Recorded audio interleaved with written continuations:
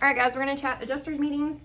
We are going to talk about our company policy and procedures, how we go about things at adjusters meetings as a whole for everybody. This is super important because if you have someone on the team that is not doing this, that adjuster is going to meet with you and them and me and all these other people from our company, and we all represent the company the same, and we all represent the company together. So if you have someone that is doing things different, or arguing with the adjuster, or doing something that gives something for the adjuster to not like, that goes company wide. They don't say, oh, I don't like so and so with this company. They say, I don't like that company. I don't like the way they operate. So we are very particular about how things are done because there's such a bad reputation across the industry for roofers that we are here to change that and to help customers along the way. So these are the policies that we will be going by. There's also 3 different types of adjusters that you'll meet with, and then just some tidbits on when you work with adjusters and things that we've learned through the years of working with them. Now, I will say all these things as far as like watching body language and all these different things that we do whenever we're meeting with adjusters. Until you know somebody, make sure that you are doing these things and watching to see how they interact with you. Because even years in this, I still have some adjusters that are still at arm's length with me because they're an adjuster and I'm the contractor. No matter how nice I am to them, no matter how much conversation I try to have with them over the years, how many times they've met with me, some people are just like that, and you have to know who those people are. The further you get into this, and the more you meet with the same people, you'll know. So there's some people that show up and I'm like, okay, I can't get on the ladder with them. They're not gonna let me on the roof. And some of them are going to hand me the chalk and say, hey, go mark up, whatever you found. But you have to build that reputation, and you have to get to know these people because these are the people that are going to approve or deny your roofs. So there's 3 different types of adjusters you'll meet with. So first you have your third-party adjuster. Your third-party adjuster is there to document and take pictures, and he is not a decision maker. Third-party adjusters are SeekNow, LadderNow, Superior. There's a bunch of different companies. There's new companies that are up and coming as well. Mostly in our area, SeekNow is the main one. But he or she will walk around, take pictures of the collateral, get up on the roof. They'll mark their 10 by 10 squares. They usually don't put H equals 8. If they find 8 of hell, they put H equals 0 no matter what, whether they mark it or not, because they let the desk adjuster make those decisions. So they send all the pictures. They won't tell you what they're saying. They won't tell you if they agree with the, sorry, mute messages. They won't tell you if they agree with whether it's got hell or not. They don't tell you any of that. They take pictures, they'll talk to you, they'll, I have the same guys I meet with all the time, super nice. But at the end of the day, they're not the decision maker. They are strictly there to document for a person sitting at a desk to look at the pictures and say whether they're going to pay for it or not. Now, I do have to say, on claims that get denied that have third-party adjusters, it is so much easier to go back and fight to get it approved whenever the actual adjuster wasn't there. So while you're not meeting with the decision maker, if the decision maker at the desk doesn't agree, and then we review it and I agree that it should have been paid for, then we can move forward with trying to get it paid for, and you're more likely to have that happen because that person can't judge what's on the roof by a photo at the end of the day. So especially if it's like marginal hail, if it's not huge stuff that came through 3-inch that just like beat the whole roof up, if it's smaller stuff, you kind of have to be there to see it and feel it and know what's going on there. Your second type of adjuster that will come out is an independent adjuster. So an independent adjuster works for a company that he's hired in, and that company works for multiple companies, whoever sends them. So an independent adjuster is a decision maker. An independent adjuster has a license to be an adjuster, and that person will come out, assess, mark everything up, and they usually write the estimate and everything too. Now they write the estimate, it gets sent to the insurance company. The insurance company says yay or nay, pushes it through. Sometimes they'll pull some and audit them, but for the most part, if an independent adjuster marks it, it's happening.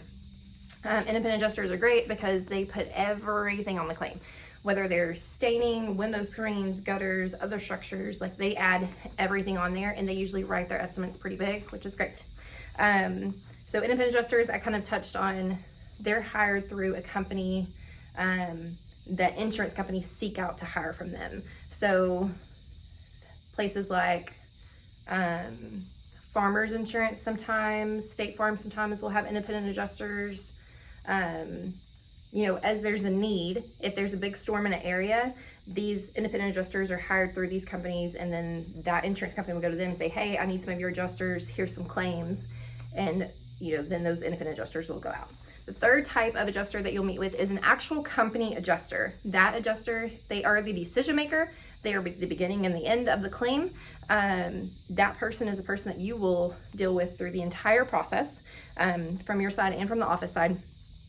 That person is the decision maker.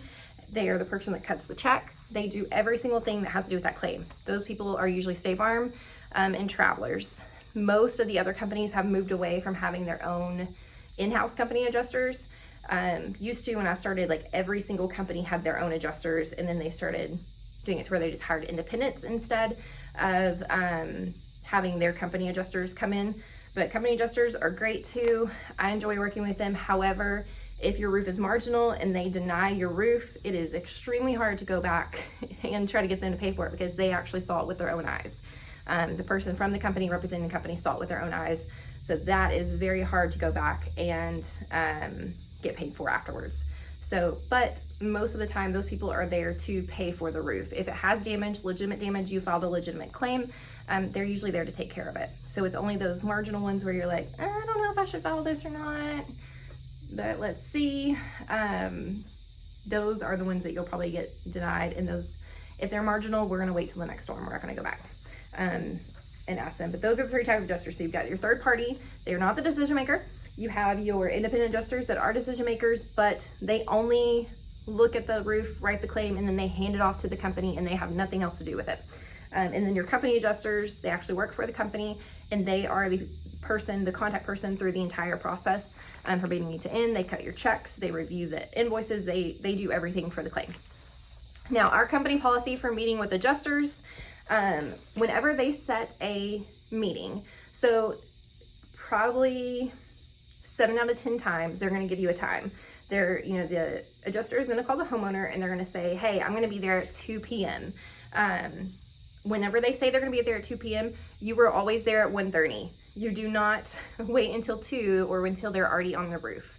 That is something across the board that adjusters hate, because it seemed like they took the time to get there, but you're the one that filed this claim, you're the one that's going to make the money off of it, but you didn't get there in time. And sometimes they will deny your stuff based on that, based on how you act, based on how you carry yourself, based on the fact that if you're late or if you're not there. These things are so important. So we always arrive 30 minutes prior to the appointment. And I always tell the homeowner that too, whenever we file the claim, let me know when your adjuster's coming, and then I'm gonna be there 30 minutes before. I'll go and get the ladder set up and just wait on him to get there. So even if it, and the other times, which sucks, but it's just part of it and it's part of what we do, you get paid very, very well to do this job. So I don't have a lot of sympathy for sitting there. I'm sorry, I don't sugarcoat things on things like that. Like, it sucks, but some things in life just suck. But there are some times where you have a time frame, and I don't like it either. I hate sitting there, but I'll just find something to do, whether I'm watching videos on my phone, or I am reading a book, or just scrolling through Facebook, or sitting there talking to the homeowner, whichever. But sometimes they'll give you a time frame. Like, I have one today that's between 1 and 3, so I have to sit there for 2 hours. Most of the time they arrive within that time frame. Most of the time they're on the front end of that time frame, and if they're not, sometimes they'll call. So depending on your homeowner, if they give a time frame, you can have your homeowner request for them to narrow it down. Sometimes they'll give a 4-hour time frame. So if you can request for them to narrow it down, the homeowner has to do that though.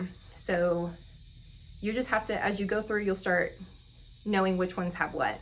So if it's a Allstate claim and they're gonna send out a third-party adjuster, most of the time they do, I'll tell the homeowner, hey, they might give you like a DirecTV time frame of 1 to 4. Whenever they call you and do that, see if they can narrow it down, or see if they'll call you the morning before and let you know when they're on the way, or kind of what time they think they're gonna be there. But if you don't get that confirmation that they're going to be there, okay, we had a 1 to 4, but they're going to be there at 2.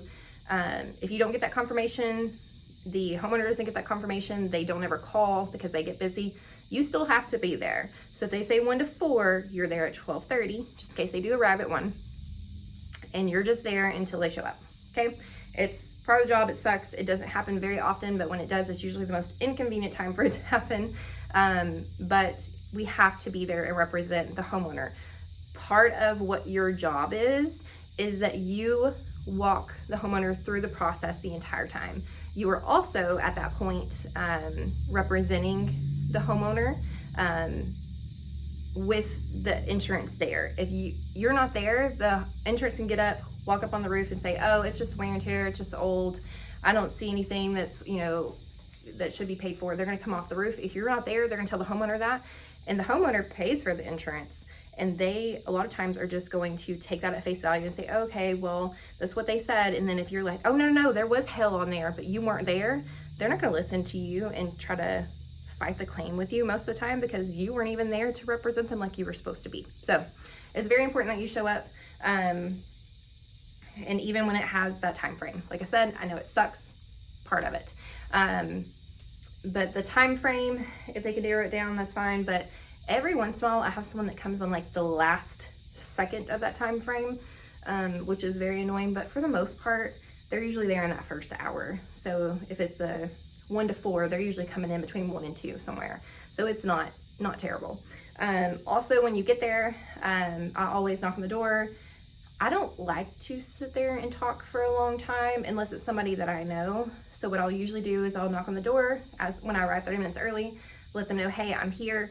I'm gonna set my ladder up, and then I'm just gonna wait on him. I'll do some work in my car and wait on them. And if they invite you in, of course, like, don't be rude, go in and visit. They'll usually, ask you to have coffee. Those types of things build relationships too. And also the fact that you sat there for 3 hours waiting for that adjuster is even more of a reason for them to use you at the end of the day.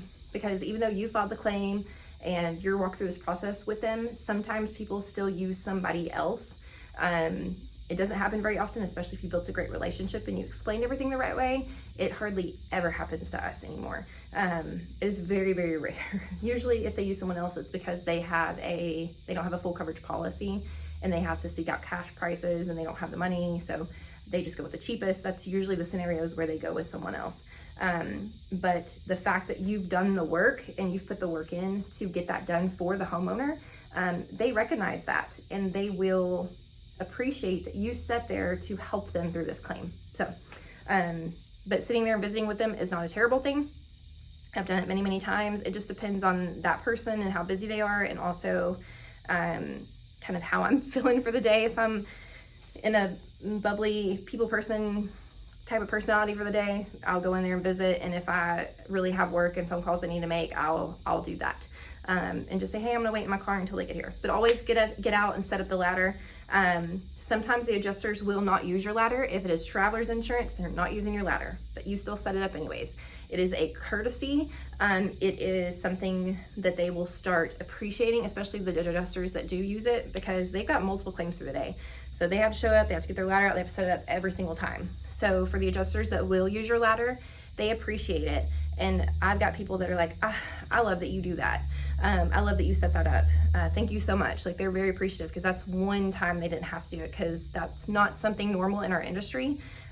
Usually roofers and roofing contractors are, trying to find another word for a-hole just because I'm posting this on YouTube, but they're usually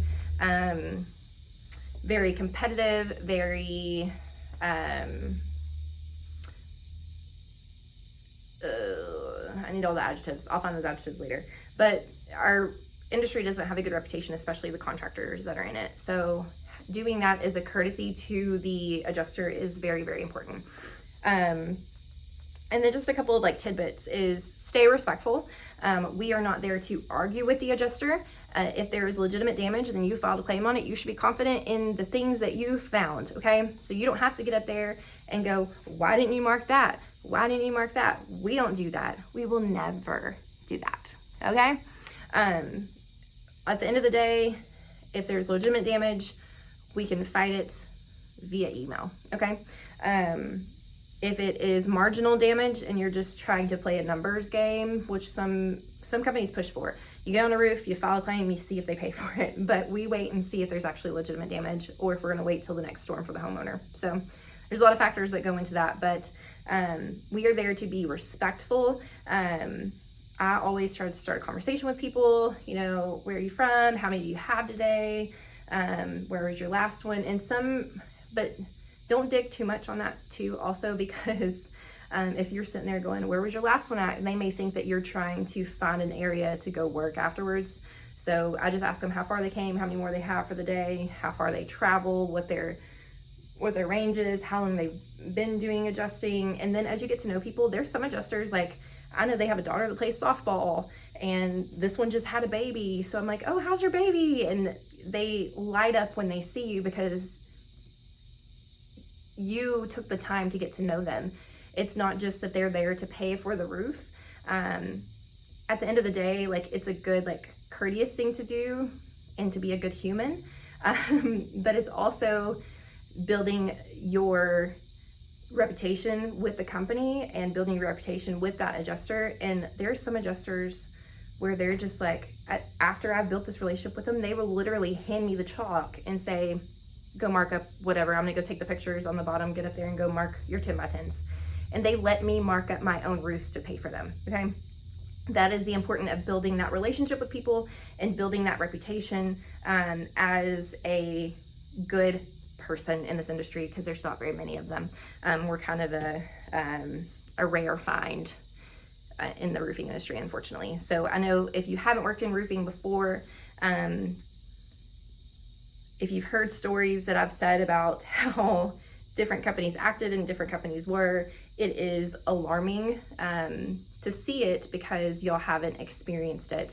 I kind of went through the ringer with different companies, so I've seen the good, the bad, and the ugly, and there's a lot of bad and ugly in the industry. And while this seems normal, like this whole protocol seems normal, it's not normal within the industry. So that's why we are a step ahead, and that's why we get so many things approved, because we got a great petition. Also, I put do not fight and do not argue. Of course, we're not going to argue with an adjuster that's there. I will say, well, you know, I'll respectfully sometimes tell them, well, I mean, I found hail, like it has it on all the collateral, but I don't say it in an aggressive way. I just like, it has it on the collateral. You know, I found some where it, you know, was definitely bruised. You have to know what you're talking about though, but definitely bruised underneath. There were some that were creased by wind. You know, I found at least 8 in a 10 by 10. So, you know, you mark up and do what you need to do, and then I'll do what I need to do, you know, afterwards. I'm not gonna sit here and fight and argue with you on it. You've got a job to do, and I do too. So, but that way they know that you're not exactly agreeing with them, but you're not going to sit there and just fight with them. And sometimes they'll be like, okay, well, come on, like, show me what you found. And then, you know, they'll be like, okay, well, you know, all right, we'll mark that one. And I've literally turned no's, and like where they walked around and said, I don't see any hail on this, to a complete approval by doing that. I've also had people that sat there and kind of degraded me on what I felt was hail, what they felt wasn't. And you just have to be confident what you're saying, and then they just be like, well, I don't agree with it, that there's no hail on here. Now, if it's marginal and you didn't know if you should have filed that claim or not, don't you do that. Like, you are honest with them and say, hey, it was a marginal claim. I found some hail. You know, this person's got an interior leak, so we wanted to try to see if we get it paid for by insurance, because, you know, usually when I meet with adjusters, a lot of times they'll go ahead and take care of the, you know, customer. They've been with your insurance company for 20 years. They've been a good paying customer, and they've got a leak and they need a new roof. So this is us giving it a shot. So there's a lot of different things to it. And just like anything else within the company and training, we are very hands-on. So and every adjuster's meetings can be different too. So with it being hands-on, there will be a lot of meetings in the beginning that we're going to go with you. That way you can see how we interact with different people, and that way you can see how different things are done. This is just a good, like, here's how adjusters meetings go, here's the things you need to know type of video. But a lot of this stuff is hands-on, and I've got crazy stories with adjusters. And as we are growing our team, other people are getting crazy stories with adjusters too. So not everything's gonna be the same all the time. You're gonna have people that, you know, you just wait. It's fun. You never have the same thing every time. I love it because I don't know what I'm getting with the adjuster. It's kind of you don't know until you see it. And then, you know, some adjusters that, you know, haven't liked you for 6 months and, you know, you've just kept trying, then they finally are like nice to you. We've seen it over and over again where I'm like, oh, he likes me now. And they're like handing you the chalk, or they're like agreeing with you on stuff that they've never agreed with you before. So you just have to keep going with it. Anyways, kind of got off on a tangent there. Also watch people's body language.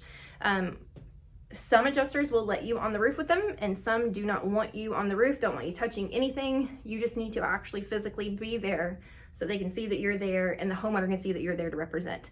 The people that do not let me on the roof while they're doing their assessment, some of them will say, hey, I need to get there and do my assessment. You can come up afterwards after I finish. Some of them are like, are you coming on the roof with me? Why are you sitting down there? Like there's just different, you have to just kind of watch and see. If you're new, you can also pull the, hey, I'm new, I'm training. Do you mind if I come up there with you? And just speak up. It doesn't make you seem less knowledgeable, because you have a whole team of knowledgeable people behind you. So put yourself out there as, hey, I'm new, and they love it. Adjusters love it most of the time. They'll take you under their wing and they'll say, hey, this is, you know, what this is. Ask the questions. Like, be there, be present, ask questions. That adjuster will remember that next time. And then they'll be like, hey, do you remember, come look at this time. This is, you know, my company that I work for, I can't count this as wind damage and this is why. Or my company that I work for, I can count this as wind damage and this is why. So use that card that you are new. Works in your favor every single time. But some people will want you on the roof, some people will not want you on the roof. So just be respectful of that. Watch people's body language.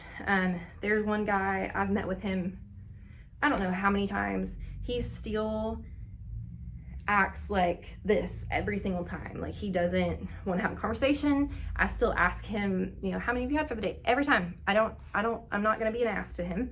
I still engage in conversation, even though it's a one-sided conversation. He gives me short, quick, one-word answers, does not care to get to know me, does not want anything to do with me.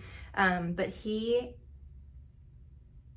has said that there are other companies in this area in Canton that he will not work with. But with us, he will let us send him emails. He won't even let those other companies send him emails for final invoices. He makes it come through the homeowner because he wants nothing to do with them.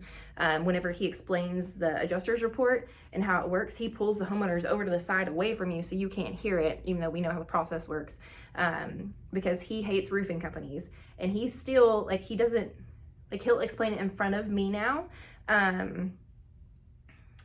with the homeowner. But there's some times where he calls and he'll say, yeah, I'm gonna be there in the morning, and will not give a time to be there. So but that person, like, he's on my radar now and he's going to like me, and he's become my mission. So you just have to keep showing up and keep being there. But different personalities every time. You're gonna have some people that are butts and very, like, demeaning when they speak, and because they've got some authority issues or whatever, and they're in a place of authority now, so they're gonna make sure that you know that they're in a place of authority, and you just kind of stroke egos on some of those things. Some people are super bubbly and happy to see you and just talk your head off the whole time. They'll tell you their whole life story. And some people, it's just kind of a mix between. And some people, you get something different every time you see them. So just know there's different personalities with everybody. Watch people's body language. If they are not trying to kind of do it with you, like that one guy I was just talking about that explains it, like, away from you, that person, like, whenever he goes, he just walks around the house and does his thing. Like, some of the other adjusters will kind of, you know, take pictures and step back, and they're kind of, their body language is they're waiting for me to come with them so we can do it together. That guy's like, no, I'm doing my job. And so he walks around this outside of the house, and I start slowly walking around the other side just to meet him, because I've already assessed the property. I know what's there. I know what window screens have it, what doesn't. And if I need to sit on the back end after he gets done and say, hey, well, thanks for paying for the roof, but there was also gutters and this and that, I can do that without having to argue with him right there if I'm reading his body language that he does not want anything to do with me. Don't take those things personally. It's nothing to do with you. It's They are an authority figure and we are the contractor. Contractors don't have good reputations. We're changing that. So don't take that personally when they act different around you. Don't take it personally when they don't use your ladder. You just keep being there and keep doing it. And eventually you'll see the same people over and over again. You'll have a great relationship with most of them. And then the ones that you don't have great relationships with, it's not a big deal because for the most part, you're like, oh, this one's East Texas Claim Service. I wonder if it's Cameron or Tyler that's coming today. And then you're like, oh, I didn't know if it was you or this one and blah, blah, blah. And it's great. I love meeting with adjusters. It's my favorite things. It's part of what we do. But if you have questions, of course, always reach out to us. In the beginning, we will always be with you on adjusters meetings until you feel comfortable going on your own. And sometimes there will be a time where you feel comfortable with them on your own, but then you'll have a all-state claim and you're like, crap, I don't know what to do with this one, and then we'll still go with you. So we're all for walking you through the process and helping you through everything. So just make sure you reach out. That's the biggest part of it, is knowing when you're ready to try it and also not doing it too soon. I know that's probably confusing, but there'll be some where like I'll see it come through on my side of the computer and I'll look through your pictures and be like, okay, I need to go with you on that one because of this. And there may be something that I see from experience that we need to be there to assist you, to help you. And it's nothing other than being there to help you. And it's also making sure that everything's taken care of the right way so that the company can keep thriving the way that we're thriving, and making sure that everything is covered appropriately for the homeowner as well. So, all right, that's adjusters meetings. Bye.